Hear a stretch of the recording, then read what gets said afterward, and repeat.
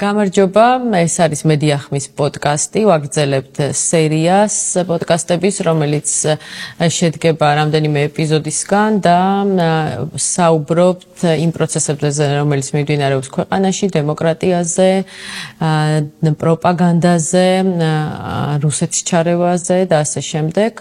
პროპაგანდა არის საკითხი, რომელიც მე პირადად ძალიან მაწუხებს და მგონია, რომ ერთ-ერთი ყველაზე მძიმე პრობლემა არის ჩვენთვის და არა მარტო საქართველოსთვის და სწორედ დღეს ამ თემაზე ვისაუბრებთ მარიკა კერსამიასთან ერთად, მედიახმის დამფუძნებელთან, მაგრამ ამ შემთხვევაში როგორც მედია ფსიქოლოგთან, იმიტომ რომ არაერთხელ შეუსწავლია ეს საკითხი, როგორც ვიცი მარიკა და მინდა რომ დღეს პროპაგანდაზე ვისაუბრო და ჩვენმა მაყურებელმა კიდევ ერთხელ გააცნობიეროს რა ბოროტებასთან გვაქვს საქმე.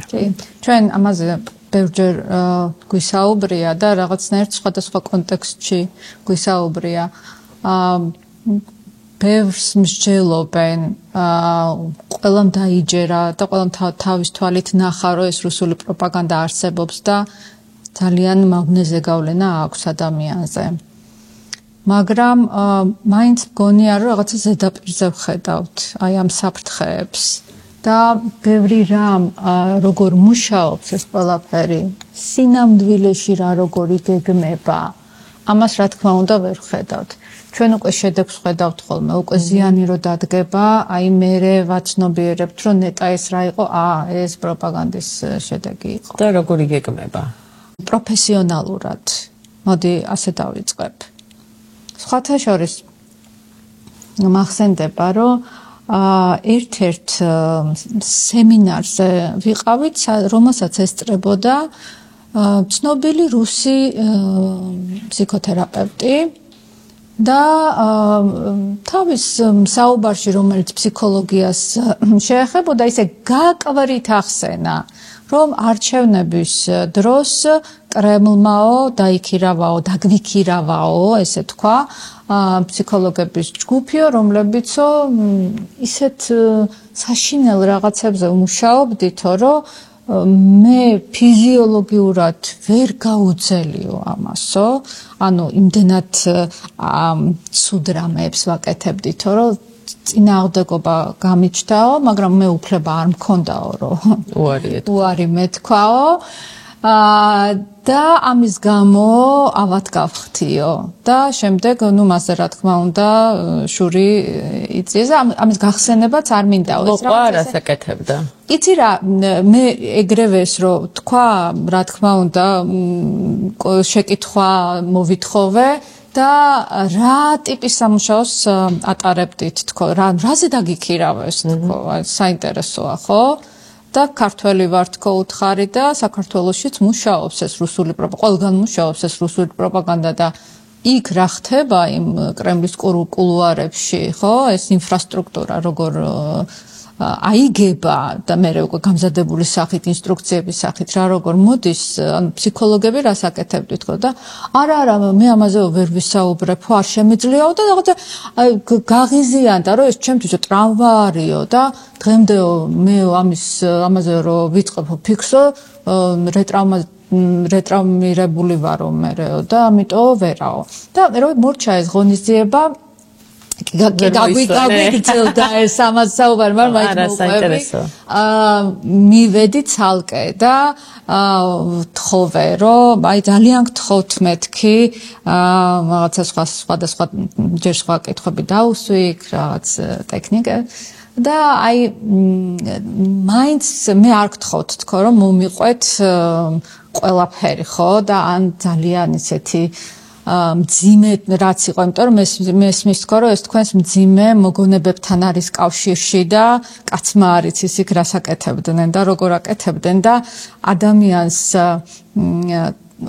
უტყდება კიდევაც ხო ამ ყველაფრის მოყოლა რომ ეს აქვს გაკეთებული ამიტომ ეს უთხარი რომ აი ისეთ ნურაფერს ნუ მეტყვით რაც ძალიან მძიმეა მაგრამ აი ყველაზე სუბუქი რამ რაც გაგიკეთებიათ და რასაც გავალებდნენ და რაზეც აი ეს ფსიქოლოგების რესურსი იქნებ ერთი მაგალითი მაინც მითხრათ თქო და მანაც ვერ გაუძლო ცდუნებას, იმიტომ რომ მაინც ადამიანის ბუნება ისეთია, რომ უნდა ამ ყველაფერს ლაპარაკი, სადღაც უნდა რომ ეს ყველაფერი როგორც ჩანს ეს მისთვის ცოტა უსაფრთხო გარემო იყო, იმიტომ რომ მე მესაუბრებოდა, რომელსაც მე საერთოდ არ ნახავ და ახლა პოდკასტში გიყვები, მაგრამ არც სახელს და ხო. და თქვა ესეთი რამ, რომ მაგალითადო მიზანი იყო, რომ გაგვეშავებინა ოპოზიციონერი პოლიტიკოსი. აი კონკრეტული ადამიანები მოდიოდნენ, რომლებიც უნდა გაშავებულიყვნენ ტელევიზორში. ხა ეს ტელევიზორში ესე კი არ ხდებაო, რომ გამოხვედი და ლანძღავი იმასო. არაო. აი მაგალითად ერთ-ერთი ტექნიკაო ესეთი, რაც შევიმუშავეთ, დავტესტეთ, რამაც იმუშავა და მე უკვე გაუშვეს ეს წარმოებაში. იყო რომ აი ამ პოლიტიკოსის რეკლამა როგორ ჩაჯდებოდა საარჩევნო რეკლამა როგორ ჩაჯდებოდა მთლიან სარეკლამო მასში ბადეში და აუცილებლად უნდა ყოფილიყო რომ ამ რეკლამის ამ ადამიანის რეკლამის წინ მიდიოდა რეკლამა ტუალეტის სარეცხი საშუალებების რაც აი ბინძურ ტუალეტს აჩვენებენ სადაც რომელიც იწმინდება და ამის მერეც აი ჭუჭყი და იმ ჭუჭყის მოსაშორებელი რამე ანუ ფსიქოლოგიურად ეს გეშტალტი რომ შეიკარას ერთი მთლიანობა აქედან და იქიდან ერთი და იგივე ტიპის მასალა არის რომელიც მერე კარგად კრავს ამას ტვინი და ქვეშ რაც არის იმას უკვე არაცნობიერში ასე ვთქვათ უშვებს და ერთიანად იმახსოვრებს ოღონდ იმახსოვრებს ზიზღს ანუ იმას კი ვერ აცნობიერებს ადამიანი რომ რატომ შეეზიზღა ესა თუ ის პოლიტიკოსი ან რაღაც არ მოწონს აი რაღაცა არ მომწონს აი ამაში და ვერაფრით ვერ გამოარკვევ ხა ღრმა ფსიქოანალიზი და ჰიპნოზის ქვეშ თუ არ ამოდიოდა რასის რეკლამებს შორის ანუ ამას ვერაფრით ვერ მიხვდება თვითონ ადამიანი უბრალოდ განწყობებზე ეს მოქმედებს და ესეთი არის უამრავი რომელიც ისეთი ნაკადით მოდის, რასაც ადამიანი, რა თქმა უნდა, ამის დეტექციას ვერ აკეთებს. და ჩვენ ამიტომ ვამბობ, რომ როდესაც პროპაგანდაზე ვსაუბრობთ, ჩვენ შეიძლება ვისაუბროთ, აი უკვე რომ აი ზედაპირზე რაღაცა არის ამოსული და ყველამ რომ დაინახა, ის ძალიან მარტივია, ეხლა დაინახა, კი ის პროპაგანდა მეტნაკლებად, ხო? მაგრამ ის რაც აი ადამიანის არაცნობიერის დასანგრევად არის გათვლილი ის ძალიან რთული შესამჩნევი არის. და ამ შემთხვევაში როგორ არის რომ რა თქმა უნდა ამაზე პროფესიონალი ფსიქოლოგები ყავს რუსეთს ჩართული რომლებიც ამ ფსიქოლოგიურ ოპერაციებს აკეთებენ და ის რაც ფსიქოთერაპევტისთვის დანაშაულად ითვლება რომ არავნო პრინციპი უნდა იყოს რომ ისეთი რაღაც არ უნდა გააკეთო რაც ადამიანის მენტალურ ჯანმრთელობას անում იმიტომ რომ ბეწვის ხიდია შეიძლება ავნო და ეს ძალიან რთული პროცესი არის რომ ეს სწორად გააკეთო აქ მთელი პროცესი მიმართული აქვს იმისკენ რომ პირიქით ავნო ადამიანში გამოიწვიო შიში დაუცველობა ნიჰილიზმი უიმედობა დეპრესია ან პირიქით მუშაობენ იმიტომ რომ ესეც შესაძლებელია რომ აი ამ დონემდე მიიყვანო ადამიანი და ამას ყველაფერს ესე ფუთავენ ძალიან სამწუხაროდ ძალიან ოსტატურად და აქედან დაპირისპირება არა პროპორციული არის მე ვიტყოდი. საინტერესოა ჩვენთან როგორ იყო განაწილებული ოპოზიციის რეკლამები საარჩევნოდ. კარგი დასაკურებელი იქნება, კაი დასაკურებელია და აი თვითონ რამდენად ემთხვევა ის რუსული პროპაგანდის მეთოდები იმ მეთოდებს რომელიც საქართველოშიც გამოიყენება, ანუ გადმოკოპირებულია? კი, გადმოკოპირებული არის იმიტომ რომ პრინციპში ნახეთ ის ტექნიკები არის რაღაცა მეცნიერულად შემუშავებული, აპრობირებული, გამოცდილი და საკმარისია იცოდე ის ადამიანის ფსიქიკაზე და ფსიქოლოგიაზე რამ შეიძლება კარგად იმოქმედოს, რამ შეიძლება ცუდად იმოქმედოს, რომ მიხვდები რომ რაღაცაში არის საქმე. რა მეთოდები არის მაგალითად რასაც თქვათ აქაც გამოიყენებენ და ნუ კრემლის მეთოდი. ერთ-ერთი ყველაზე ეფექტური მეთოდი, ბევრია, მოდი ესე ვთქვათ, თავიდანვე შევთანხმდეთ, რომ ბევრია. ეს ხანდახან ადამიანს აშინებს, იცი და მე უნდა რომ მოიცა რა ეხა რაღაცა კონსპირაცია რეკლამა არა და ის არა და რაღაცა აირიდოს, მაგრამ ჯობია რომ რაღაცნაირად ფხიზლად შევხედოთ მე მგონი ამ ყველაფერს რა. ერთ-ერთი არის სიმართლით манипуლირება. რომ ყველაფერი, რასაც საუბრობს პროპაგანდისტი, აი ჩავთვალოთ რომ 98% არის სიმართლე და 2% არის ტყუილი, რომელიც აი ამ სიმართლეში არის ჩადებული. და მთლიანად ვეიჯერებ. რა თქმა უნდა, იმიტომ რომ შეგეპაროს ეჭვი 2%-ში წარმოიდგინეთ, როდესაც ადამიანს სიმართლე ესმის, ფიზიოლოგიურად ის არის მშვიდად. მან იცის, რომ მას არაფერი არ ემუქრება. ისეთ რამეებს ეუბნები, რაც მანაც იცის, თავადაც ხედავს. ამიტომ მოყვება, ხო?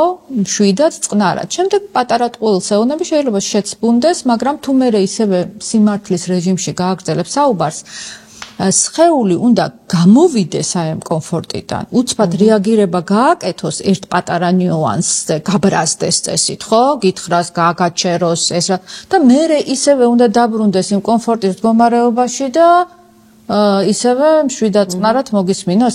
ეს იმდენად რთული ოპერაციაა ტვინისთვის, რა ესე სწრაფად ამის გაკეთება, რომ მას ურჩევნია მარტივი გადაწყვეტილება მიიღოს. და მარტივი გადაწყვეტილება არის რომ skip ანუ გადაახტეს ამას, რომ არაუშავს. ამითი არაფერი არ მიშავდება, მე ხმოდი გადავახტები, მაგრამ სამაგიეროდ იმახსოვრებს ამ ყველაფერს ერთ პაკეტში. და შემდეგ უკვე 10 წლის მერე ამას 5-ჯერ, 6-ჯერ რო გაგიმეორებენ სხვადასხვა კონტექსტში, 5 წლის მერე რო გეტყვია რომ მოყვევი ეს ამბავი როგორ იყო, ზუსტად ისე მოყვები. აი იმ პატარა ტყუილით მოყვები ამ ამბავს და ეს უამრავი ექსპერიმენტი ჩატარებულობს, ასე მუშაობს. რამდენადაც ეს უცნაური არ უნდა იყოს. ერთ-ერთი კიდევ ესეთი რაც აი შემიმჩნევია, რასაც ძალიან ხშირად იყენებენ, ეს არის ესეთი შოკის ეფექტი, რომელიც ორ ინფორმაციას აჯვარებენ, რომლებიც არის ერთმანეთთან აბსოლუტურად შეუსაბამო.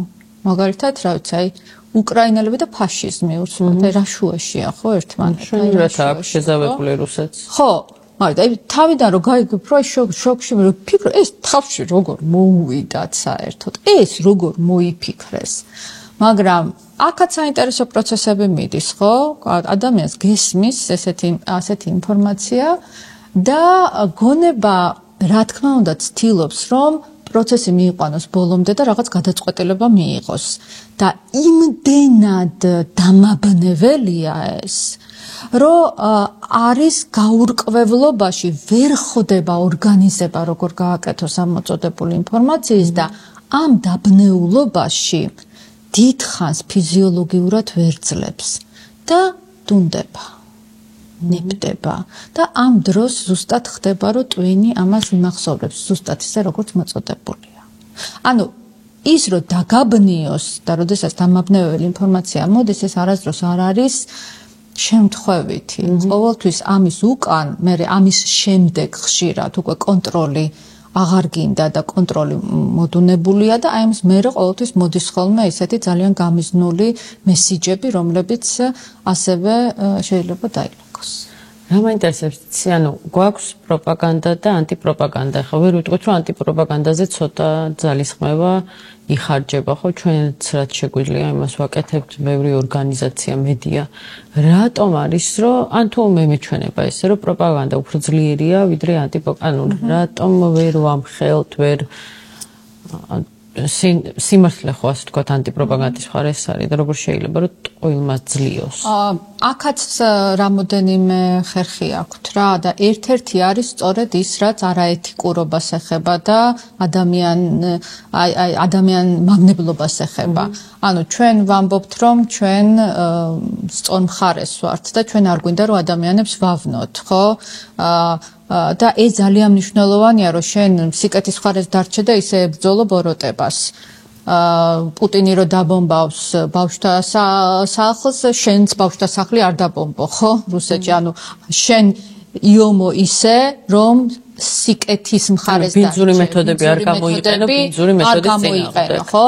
ამიტომ რუსული პროპაგანდა აგებული არის ნეგატიური ემოციების, რომელიც ყველაზე მეტ engagement-ს და ჩართულობას იწვევს ფიზიოლოგიურად, ზიზღი, ბრაზი, სევდა,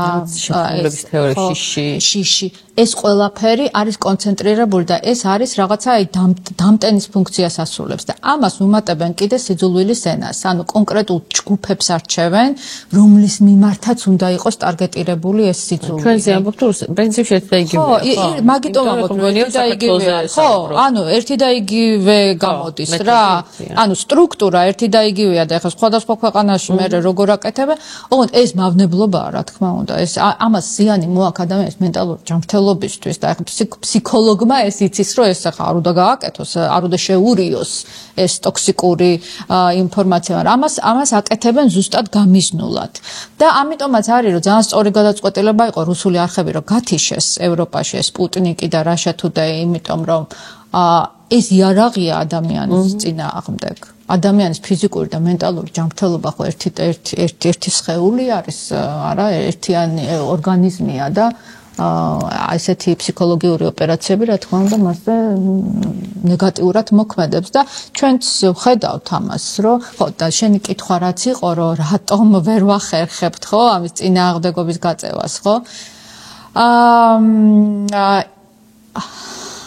ვაგვიანებთ, ალბათ ეს არის, რომ ძალიან დაგვიანებულია, ჩვენ წლები დაგვჭირდა იმის ახსნაში, რომ საქართველოში რუსული პროპაგანდა მუშაობდა საერთოდ რო არსებობდა, რომ მთავრობა პრორუსული იყო და აი ესეთ არ იჯერებდნენ მაგალითად და ოკუპაცია არ უნდა გეხსენებინა იქ, არ ვიცი, აი საოცარი ის იყო ფილტრი იყო და როდესაც ვერ ხედავ რეალობას ისეც როგორც არის ამ საფრთხეებს არ ხარ ინფორმირებული შესაბამისად უფრო მოწყვლადიც ხარ და შესაბამისად მე ის მაინც მოდის ხო ის თავისი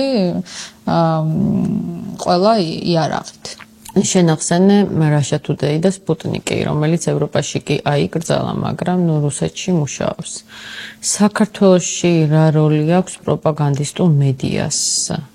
გულისხმობს სამთავრობო ამ შემთხვევაში სატელევიზიო არხებს და არა მარტო, იმიტომ რომ არსებობს ასევე ონლაინ მედია, რომელიც ასევე ემსახურება პროპაგანდას და იგივე საკითხს, მაგრამ მაინც უფრო ტელევიზიების როლი მგონია მნიშვნელოვანი, იმიტომ რომ ჯერ კიდევ ყველა კვლევით ინფორმაციის მიღების მთავარი წყარო მიუხედავად ამდენი სოციალური ქსელისა რჩება ტელევიზია. ეს ტენდენცია 2028 წლისთვის შეიცვლება, დიგიტალიზაცია უფრო მეტად თაობებიც ამაზე იმოქმედებენ. კი, ალბათ ჩვენი კონტექსტში გავითვალისწინოთ. საქართველოშიც არის ეს პროგნოზი გაკეთებული, რომ თაობები უკვე მედიას და ინფორმაციის მიღების ამ მედიუმებს ხო ცვლიან და ტელევიზიას უფრო ნაკლები სივრცე რჩება და უფრო მეტი რჩება ციფრულ ინდუსტრიას. ამიტომ ეს კი შეიცვლება, მაგრამ ციფრულშიც და ტელევიზიაში ყველგან არის ეს გაჯერებული ამ ტოქსიკური ინფორმაციით და საფრთხე ყველაზე დიდი აქვს მაინც ტელევიზიას რა ვიზუალური მედიას სადაც არის კინოს მათ შორის ხო აი ეგ ცალკე მინდა კითხვა იმიტომ რომ თითქოს უწყინარი თემაა და სიამთვილეში კინოს ტელევიზიას მუსიკას ნუ ყველაფერს რომელიც ამ შეუძლია ემოციური მოქმედება მოახდინოს ადამიანზე. რატომ? იმიტომ რომ ადამიანის გონება, რასაც წარმოიდგენს, ანუ ვიზუალიზაციას გააკეთებს, ხო? თუნდაც ტყუილს. გონებისთვის ის არის რეალობა. ანუ იჯერებს. კი. ანუ ნახე რომც არ ვიჯერებთ, აი სიზმარი არის ძალიან კარგი მაგალითი ამის. თვალები გაქვს დახუჭული. ხედა? ხედა. შეიძლება შენ განწყობაზე მოქმედებდეს, როგორ გაიღვიძებ და რაღაც გამოხდეს და ის არ არის არც რეალობაა, იცი. თვალების დახუჭული გქონდა, მაგრამ გონებას შეუძლია წარმოსახვა და ეს მოქმედებს ადამიანის სხეულზე და თელ ადამიანზე ისე როგორც ნანახი რეალობა. ხანდახან არის ხოლმე ადამიანი ფიქრებს გაყვება უბრალოდ რაღაცას წარმოიდგენს და შეიძლება უცბად გული აუჩქარდეს. იგივეა აი ამ პროპაგანდის გადაცემა. ხა ნახე როგორ არის პროპაგანდასთან დაკავშირებით. შენ როცა ტყუილს გიყვებიან, შენ შეიძლება არ გჯერა, მაგრამ თუ შენმა გონებამ ამის ვიზუალიზაცია გააკეთა და რაღაც ლოგიკური თანმიმდევრობა გადააბა და თან თუ ეს სისტემურად ხდება და თან თუ ეს წლობით ხდება, უკვე შენს გონებაში ჩამოყალიბებული არის ამის ვიზუალიზაცია და მე ტელევიზია ამითი რაღაცა deep fakes გაჩვენებს როგორც დადასტურებას, ნუ მეტი რა არის. ხო, ძალიან მარტივი არის მე უკვე манипулირება. და უკვე ეს ცალკე გამოწვევა არის. ამიტომ რთულია, რომ ჩვენ ერთხელ კარგად თქვი სტუდენტმა რომ იკითხა, რომ აბა ჭეშმარიტება სად არისო და მედიაში არ დაეცებოთ. სხვაგან დაეცებო ჭეშმარიტებაო. მართლა ასეა, ნუ ჩვენ სამყარო, რომელიც სავსეა სამწუხაროდ, ბევრი უსამართლობით, ტყუილით, ჩვენ რაღაცნაირად უნდა ვეცადოთ, რომ შევინარჩუნოთ ჩვენი მათ ალბათ ადამიანობის იმიდან უნდა გამოვიდეთ. ადამიანობას გამახსენდა და მინდა კითხო, აი ამ არხებზე მომშავე ადამიანების ფსიქოლოგია. ეგეთი შემთხვევა იყო, ახსახლოს და კვერცხადი არ დავასახელებ ამ ჟურნალისტის, მაგრამ აი ამ აქციებისას, რა თქმა უნდა, პროპაგანდისტული ნიუსი ჰქონდათ და ძალიან კარგად გათვითცნობიერებული ადამიანი იარაღში, ომში, სროლაში იჯდა ეთერში და რომელმაც წარბში უხრელად მოყვა, რომ აი აქციაზე კადრი იყო, რომ მოკლედ ეს ჩვენ ისე როგორც საწვიმარი, ეს საწვიმარიაცია ბიჭს და შუა რუსთავზე რაღაცას იღებს, ანუ ვითომ იარაღს გადაატენის თუ დაათვალებს და იდებს ჩანთაში, ხო და მიუწერე ამ ჟურნალისტს, რომ აი შენ მეთქი გჯერათ ხო რომ ხა ადამიანმა იარაღი იშოვა, მოვიდა რუსთაველზე და შუა რუსთავზე კამერების წინ ამოიღო, მაინდამით სუსის კამერის წინ გადატენა. ანუ ეს იმდენად თვალსაჩინო პროპაგანდა დადგმა, რომ გამორიცხული, ანუ 1%-იც არ არის, რომ იმან ვინც ამას ყვება ეთერში, იმას ჯეროდეს ამის, იმიტომ რომ ვიცნობ და ვიცი მისი გონებრივი შესაძლებლობები.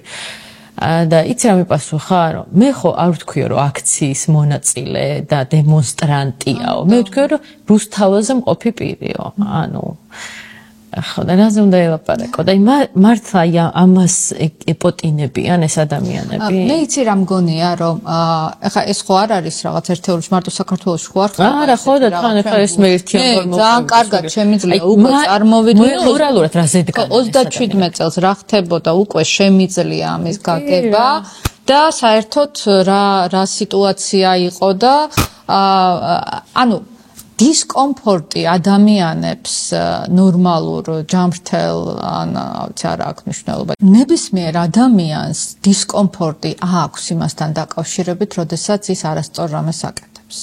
იმედია. შეიძლება ამას გამართლებას უძებნიდეს და უძებნის. ხო, ანუ როგორც მე ჩემთან გაიმართა თავი. შეიძლება ბევრი გამართლება მოუძებნოს, იქ ხელფასია, იქ სესხია, იქ აბა რა ვქნა, იქ მარტო მერას უშველი. მარტო მერას უშველი. ან ეს გამართლებები მუშაობს, მაგრამ შინაგანად ადამიანი ინგრევა. ანუ ჩვენ რო შეგვიძლია რომ გამოვიდეთ და ამ ყველაფერზე ვისაუბროთ, ჩვენ მიუხედავად იმისა რომ შეიძლება ვიღაცა დევნიდეს, უკეთესად გრძნობთ თავს ვიდრე ადამიანები, რომლებიც იძულებულები არიან ვქვია ამას რა, რომ ამ ყველაფერს ემსახურებოდნენ, როცა იცი რომ ეს ყველაფერი არის ტყუილი, ეს ანგრევს ადამიანს. და ფსიქოლოგიურად ისინი როდესაც ამბობენ რომ ჩვენ ბულინგის მსხვერპლნი ვართ, ჩემთვის აი როგორც მედია ფსიქოლოგისტვის ეს არის პირდაპირ ძახილი იმისი რომ ჩვენ ვართ ცუდად. ოღონდ ეს შეიძლება იყოს არა ბულინგი მართლა საზოგადოებიდან, რომელიც ნუ ალბათ კი არა და არის. არამედ ზოგადად შინაგანი დისკომფორტი იმისი, რომ არიან ცუდად და მე მჯერა რომ ისინი კარგად ვერ იქნებიან ასეთ სიტუაციაში. ხო, იმიტომ რომ წესით მათთვისაც რთული უნდა იყოს. ამიტომ, როდესაც მეც მისაუბრია მათთან, რომ წამოდი მაშინ, ხო, ცუდად გრძნობ თავს და წამოდი. ახლა რომ წამოვიდე, მე გამოდის, რომ ესე იგი ამითი ვამბობ, რომ მანამდე რასაც ვაკეთებდი, ყველაფერი ცუდი იყო. ამიტომ დიდხანს ხარ ამ ჭაობში. ჩავეჭიდები, რომ ეს ყველაფერი მართალია და მე ვერ ხვდები რა არის და როგორ არის. რაც უფრო დიდხანს არიან ამ ჭაობში, მე უფრო ითრევს და ხო გამოსვლა რთულია, მაგრამ იმედია ყველა სწორ გადაწყვეტილებას მიიღებს, ან არ დაიტანჯებიან იმითი რა ვიცი, რასაც აკეთებენ. ეს თავისთვის აკეთებენ პრინციპში, თავის გადარჩენისთვის რა. გადარჩენისთვის აი სუბსუბტა ფსიქოლოგიურად რა, და თავის ჯანმრთელობა უნდა უღირდეთ რა. იმიტომ რომ ეს პროპაგანდა პირველ რიგში ადამიანის ჯანმრთელობას უყავს. ხო. წეგან ახსენე deepfake და deepfake ვთქვათ, ვინც არის ის გამომარტოთ, რომ ეს არის ვიდეოები, რომელიც იქნება ხელოვნური ინტელექტის ან ადამიანის ჩარევით, რომელიც არის სრულიად ტყუილი, მაგრამ ძალიან გავს სიმართლეს. და ფოტოც შეიძლება იყოს, აი ყველაზე ცნობილი, მე რაც მახსენდება, შეიძლება უფრო ცნობილებიც არის ზელენსკი, და გახსოვს ეგ ძალიან ცნობილი კადრია, ზელენსკი ზის თავის სამუშაო მაგიდასთან და ონლაინ თათბირი აქვს. და ეს ფოტო იდო ინტერნეტში და ეს დიდად ყურადღება არ მიუქცე, მაგრამ მე რუსებმა დადეს, რომ გვერდზე კოკაინი უყრია და ბარათიც დევს, რომლითაც ალბათ ამ კოკაინს ყნოსავენ თუ რაღაც და ამან და მთელი ამბავი ქონდა რუსებს, რომ აი ეს ნარკომანი და მე უკრაინელებს მოუწიათ ანტიპროპაგანდის მთელი რაღაც ჩატარება, რომ ეს ნამდვილი სურათი მე თვითონ გამოაქვეყნეს რა და აი ეს ხდება ყოველ სცენარებია მანდაც. და აი იგივე ხა წეგან რა ვიდეოზეც ვისაუბრე, ხო ის deepfake არა, დადგმული იყო უბრალოდ, მაგრამ deepfake-ია, ხო, ანუ შეიძლება ხელოვნურად არ ზის ის კადრი. ხო, ეს არა უნდა ვქნათ, რომ ანუ ხშირად მეც გამიჭირდება რა, ეხლა როგორ უნდა განვასხვავი კადრი, ვთქვათ, რეალურია თუ არა რეალური რა. ალბათ ჩვენი როლია, მედიის როლია, კი არა და ორგანიზაციების როლია, რომ რაღაც გამოვააშკარავო და მალე მოვახდინოთ რეაგირება. მე უფრო მგონია, რომ დეზინფორმაცია ისეთ თემებზე მოქმედებს ყველაზე მეტად, რაზეც ნაკლები ინფორმაცია გვაქვს. მაგალითად, აი COVID-ი ეგეთი იყო, ახლა ვირუსი თუ საერთოდ არ იცი რა არის, რა ვიცი, 5G-საც დაიჯერებდა, ჩიპსაც და თუ ბიოლოგია არ გისწავლია საერთოდ და აფერი არ იცი, ხო? იგივე ხა კრიპტოვალუტაზე, რა ვიცი, მე ბევრი არ ვიცი და რაღაცა დაიჯერო, რასაც მომიყვებიან. ანუ შეიძლება კი არ დავიჯერო, მაგრამ დავიმახსოვრო ყოველ შემთხვევაში და როგორც სიმართლეა, ხო, და მე ვიღაც არგუმენტად მოვუყანე, ეგ რა ესეა და არც გამახსენდება ის საიდან ვიცი. ანუ ინფორმირებულობა არის ძალიან კარგი. ჩვენ რასაც მე ვფიქრობ, რომ საზოგადოებასაც შეუძლია აი მასში ჩართვა და ხშირად საუბრობთ ხოლმე, ხო, ჩვენ აი მოქალაქე ჟურნალისტების როლზე, რომ რაღაც ლაივებშიც გადიან, ყვებიან, თავის გამოცდილებას გვიზიარებენ, საინტერესო ამბებს ამბობენ. ძალიან მნიშვნელოვანია, რომ ინფორმირებულები ვიყოთ კარგად იმის შესახებ, რა ხდება და რა თემები არის წინასწარ ვიცოდეთ, რასაც აუცილებლად დაარტყამს კრემლი და რის შესახებაც აი ამ კამპანიებს ააკეთებს. ძირითადად ეს მაინც არის ხოლმე რაღაც ისტორიული манипуляციები, ადამიანის გაშავება. საქართველოში ძალიან საინტერესოა ამას როგორ აკეთებენ, აი მაგალითად იგივე ქართველი ქალის როლის დაკნინება, ეს ძალიან საინტერესო ესეთი ხაზი არის საბჭოთა კავშირის, რომ ქართველი ქალი იყო მარტო სამზარეულოში, მორჩილი, არასექსუალური, იმიტომ სექსუალური რუსი იყო, ხო, და აი ეს მთელი ენერგეტიკა, რაც ქართველებში არის ქართველი დედაში მებრძოლი სული, რომელზეც ხედავთ, ხო, ქუჩაშიც რა და როგორ აი ამის ჩახშობისთვის როგორ მუშაობენ, არა და ჩვენ ხედავთ, რომ ლიდერი ქალები საქართველოში არიან ძალიან ძლიერები და აი ამ დამცირება ქალების. აი ხა ეს ხაზი წამოვიდა მაგალითად, ხო, რომ აი ეს მაქსიმალურად რომ რა უნდა ქალს მიტინგზე ალბათ იტყვიან. შედიქალო ბუტკაში და კუხნაში და აი ესე, ხო? ამიტომ ესეთი რაღაცები რომ წინასწარ ვიცით, რას როგორ დაარტყამენ. აი მერე უკვე ჩვენს უფრო ძლიერები ვართ. მაინც მივდივართ განათლების პრობლემამდე რა, მართალი ხარ ბიოლოგიის ანიბანი თუ არ იცი, მართლა დაიჯერებ რაღაც სისულელეს და ალბათ იმედია ეს დღე არ დადგება საქართველოში, მაგრამ რუსეთში ძალიან სერიოზული დისკუსიები მიდის. ტყელია თუ არა დედამიწა, ანუ რგვალია თუ ტყელი და ძალიან ბევრი მიმდევარი ყავს. ხო, ძალიან ბევრი მიმდევარი ყავს და მთელი დისკუსიებია თავისი არგუმენტებით, ვიდეოებით, აბა იქ გრენლანდია, ან რისთვის კეთდება? ანუ ეს რომ ანუ ის ინფორმაცია და რისიც გჯერა, როგორც რა ვიცი, 2x2 4 ის და დამიწევ. გვალია, აი ამას რო გირყევენ და ეჭვი შეგაქ იმაში. არავის არ უნდა ენდო და იმიტომ აი მაგას მეუბნებიან. რისთვის აკეთებენ? ინსტიტუციების ეს ხო მართლა სისულელე რომ მართლა მაგის ანუ რაღაც დგას ამის. აი ერთი რამ მინდა რომ დავამატო უბრალოდ რა, ახლა ჩვენ აი ქალების თემაზე რო ვისაუბრეთ, აი ეს პოლიციელები ხო რომლებიც ქუჩაში შეურაცხყოფას აყენებდნენ ქალებს და ამცირებდნენ და მე მდინარაძეც გამოვიდა მე მგონი თუ ძალიან ხო აქტიურობენ ეს ქალები და დამამცირებლად მოიხსენია ქალები აი მე მინდა რომ იმ ადამიანებმა რომლებიც მათი ოჯახის წევრები არიან და ქალები არიან და არ ვიცი ზოგი შეიძლება ქალი შეიძლება მართლა სამზარეულოში იყოს მხოლოდ და მოწონდეს ეს მისი არჩევანია ხო მაგრამ აი ამ დამამცირებელ მდგომარეობაში ყოფნა ხო მათთვისაც მიუღებელი არის წესით ხო პირველი პროტესტი სწორედ მათ უნდა გაუჩნდეთ რომ ესე არ შეიძლება და არ ვიცი ეს შეიძლება არის კიდე ან მე მსმენია ყოველ შემთხვევაში სხვათა შორის ეხლა რა კარგად გამახსენე რომ აი ამ არა მარტო პოლიციელებს არამედ რამდენიმე პოლიტიკოსი ვიცი და მედია მენეჯერიც რომლებსაც ცოლები აუმხედრდნენ იმ დონეზე რომ ანუ სახში არ უშვებენ და სულ კივილწივილი და აი ამ თემაზე ანუ ისევ ცოლები აი ამ კაცებს ისევ ცოლები უმხედრდებიან საკუთარ სახლებში აი ეხლა დავფიქრდი 1-5-6 შემთხვევა შემილია ახლა არ ჩამოვთვლი მაგრამ მოძალადესთან ცხოვრება ხო იმიტომ რომ აქვთ რა აი რო ჩავწერთ მე რეკეტყვიზე საუბრობ მაგრამ ძალიან ცნობილ ადამიანებზე არის საუბარი რომელსაც ცოლების სახლებში აუმხედრდნენ და პოლიციელებსაც ხო გვახსოვს ის ცნობილი ბანერი პოლიციელის ცოლი რო იყო აქციაზე ხო, ალბათ დანარჩენ მაქალებაც უნდა გააცნობიერონ, რომ ის, რასაც მათი ოჯახის წევრები აკეთებენ, ეს ჩაგვრაა ჩვეულებრივ. ჩაგვრა, რომელიც თან არის დაკვეთილი. დაკვეთილი რუსეთის მხრიდან. ეს არის აი ბუნებრივი მდგომარეობა. აი საბჭოთა კავშირის პერიოდში ხო ზუსტად ეს იყო, ხო? რომ ცოლი ცალკე იყო და სექსუალური პარტნიორი ცალკე იყო. ხო, რაღაცა.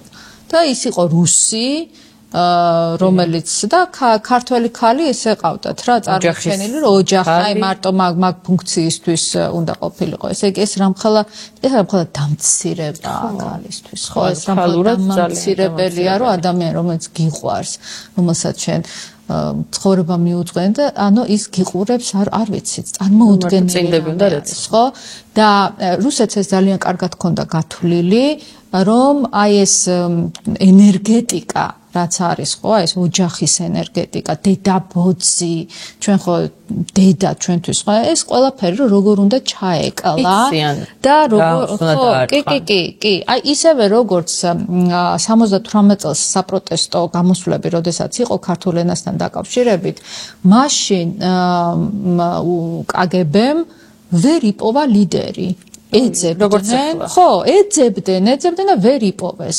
და მიხვდნენ, რომ ეს ყველაფერი მოხდა სტიქიურად და შეიმუშავეს გეგმა. რა უნდა გაეკეთებინათ იმისთვის, რომ ხალხს აღარ გაჩენოდა აი ეს ამბოხი, სტიქიურად ამბოხი. და ამისთვის შეიმუშავეს ის, რომ კორუფცია მაქსიმალურად უფლება მიეცათ, რომ ფული ეკეთებინათ. უმაღლესი განათლება აი გახრწნეს, რასაც ქვია, იმითი რომ კორუმპირებული, ანუ ყველა ვინც განათლებას ღებულობდა, უნდა ყოფილიყო დავალებული და აი ჩაწყობით და პრივილეგირებული ოჯახიდან და ეხლა ჩვენ სტუდენტებს რო უყურებთ, ესენი ხო არიან თავისი ძალებით მოხვედრილი ადამიანები. ხო, წარმოვიდგინე, რომ ესენი იყვნენ, ყველას გულში ის კონდეს, რომ შენ რას გადიხარ ქუჩაში, იმან მოგაწყო და ეხლა შენ ქუჩაში გადიხარ, ესეთი დიალოგები ხო აღარ არსებობს, ხო, საერთოდ აღარ არსებობს. ანუ ისეთი ინფრასტრუქტურა შეუქმნეს ქართველებს, სადაც უთხრეს, რომ შენ კომფორტულად აი ხარ. კომფორტულად არის რატო? იმიტომ რომ ფულს აკეთებს. ფული გაქვს და ეს ფულის სიყვარულიც აი რაღაცნაირად ისე გაჯდა, არაჯანსაღად გაჯდა ზუსტად ამ საბჭოთა პერიოდში. რომ ცოდო იყო ის, ვინც წესიერი იყო და ფულს არ აკეთებდა, უი ადგილს აფუჭებს და რაღაც ესეთი. აი ეს ყველაფერი ქმნის მერე კარგ ნიადაგს იმისთვის, რომ მერე რაღაცეები უფრო მუშაობდეს. ამ ასე ვთქვა, ჭეშმარიტულ ცოდნას, რასაც ქვია, რომ დედამიწა მრგვალია, რავი, ამაზე ჭეშმარიტული არ ვიცი რა არის. ამას რომ არყევენ ადამიანებში, ანუ რატომ ზოგადი დაბნეულობა და შიში და გაურკვევლობა რომ კონდეს? უნდობლობა. ყველაზე მთავარი არის, რომ არ უნდა ენდო ინსტიტუციებს, არ უნდა ენდო ამერიკას, არ უნდა ენდო ევროპას, არ უნდა ენდო მეცნიერებას, არ უნდა ენდო მედიას, იმიტომ რომ ყველა გატყუებს. აი ეს არის მიზანი, იმიტომ რომ მე მანიპულირებადი ხარ უკვე და მე უფრო იოლად იჯერებ ამ პოპულისტურ, ასე ვთქვათ, ნარატივებს და ამასაც კარგად ახერხებენ, რა კარგად გამოსდით. აი ეს ყბადაღებული გლობალური ობის პარტია ხო არის პირდაპირ პროპაგანდის ერთ-ერთი ლიბერალური ფაშიზმი, რომელიც თქვათ მეგონა რომ რაღაცა აქ მესმის და მე აღმოჩნდა რომ ყველა ქვეყანაში სადაც რუსული პროპაგანდა მუშაობს, ყველგან არის დამკვიდრებული ეს ტერმინი. ახლა რომ შეიქმნა ანტიმაიდანი, ვითომ ქართული ჯგუფები ხო? სიამოვნებაში 2017-ში, ანუ ამ სახელით ანტიმაიდანი ერქვა, შვედეთში იყო, ანუ სადაც დასჭირდებათ, იქ პირდაპირ აცოცხლებენ და აკეთებენ ამ ყველაფერს. კი, ოღონდ ეს როგორ არის იცი რომ მუტაციას გადიან. ანუ რაღაც ადაპტირებას ახერხებენ ძალიან სწრაფად და ეს ერთი და იგივე მეთოდები კი არის, მაგრამ ძალიან მალე სწავლობენ და ერგებიან სიტუაციას და ესეც არის. ხო, ეს აი ლიბერალური ფაშიზმი, ეს არის ზუსტად აი ეგეთი რეფრეიმინგი რა, რომ რაღაცა სიტყვას იღებს, რომელიც მაგალითად რა ვიცი, აი მაგალითად უჭკუო, ხო, ნეგატიური სიტყვა ხარ, რომ აი ადამიანები უჭკუო. და მე მაგრამ როგორი საყვარელი უჭკუოა გითხრა, ხო, უკვე რაღაცა სხვანაირია, ხო? ლიბერალიზმი აიღეს, რომელიც არის თავისთავად ძალიან პოზიტიური სიტყვა, იმიტომ თავისუფლება არის, თავის შინაარსით და დაუსვეს, რომ ეს ლიბერალიზმი კი არის, მაგრამ აი ფაშისტურია რა, აი ესეთი, ეს არის ჩვენ ტექნიკა რეფრეიმინგის და ამასთან არის დამაბნეველიც, რომ მოიცადა ლიბერალიზმი თუ ფაშისტურაში. ეს მაინც ალბათ ფაშისტური ყოფილა. ეს თუ აღარც შედიხარ ამაში, რომ დაიღალე და დაანებდი, რომ ოკეი, მივიღე მოცემულობად, რომ ეგ მაშინ ეგრეა და არსებობს მახსოვრებს, აი ეს. გამოსავალი რაშია, მე ალბათ უფრო რაღაც ესეთი შეკითხვა ღია დარჩენილი, იმიტომ რომ ამაზე პასუხი აქვს კი არა, სოფლიოში არავის არ აქვს, მაგრამ აი რომ მიფიქრია მაგაზე, რომ ხა უკვდავები არავინ არ ვართ, ხო? და ოდესღაც რომ ეს დიქტატურა დასრულდება და რუსეთი ჩამოიშლება და ეს ყველაფერი მოხდება, ვიცით, მაგრამ ნუ ჩვენ ადამიანები ვართ, გვინდა რომ ჩვენ მოვესწროთ ამ ყველაფერს, თორე ჩემი შვილები და ყველა რომ რაღაცა უკეთესი იქნება, მჯერა მაგის ნამდვილად. უბრალოდ გვინდა და მე ასე ვუყურებ, რომ ეს მომავალი აუცილებლად დადგება, როდესაც საქართველოს ესე წელში გამართული ძლიერი იქნება, გაერთიანებული ევროპული და რუსეთი იქნება დაშლილი და დამარცხებული და უკრაინაც იქნება გამარჯვებული. აი წარმოვიდგინე მარიკა და ვიჯერებ. აი ეს მომავალი დადგება, ეს მართლა აი სიტყვაც როგორია მომავალი არის, რომ მოდის, თვითონ მოდის რა, არც სხვა ენაში ეგრე არ არის. ანუ ეს არის მომავალი.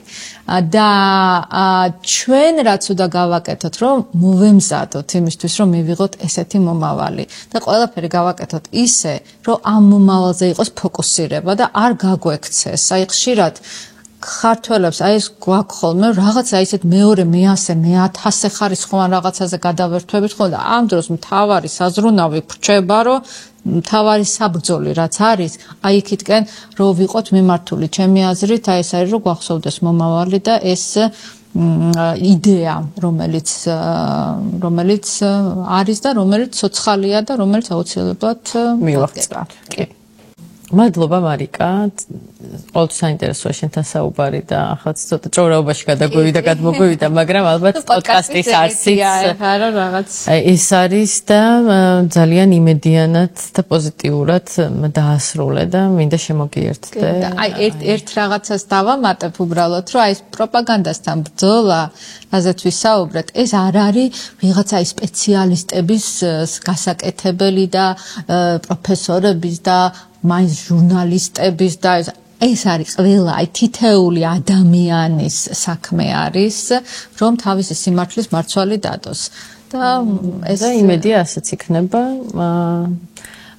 ჩვენი პოდკასტები გაგრძელდება, არაერთ საინტერესო თემაზე ვისაუბრებთ, ასე რომ დაელოდეთ შემდეგ ვიდეოებს.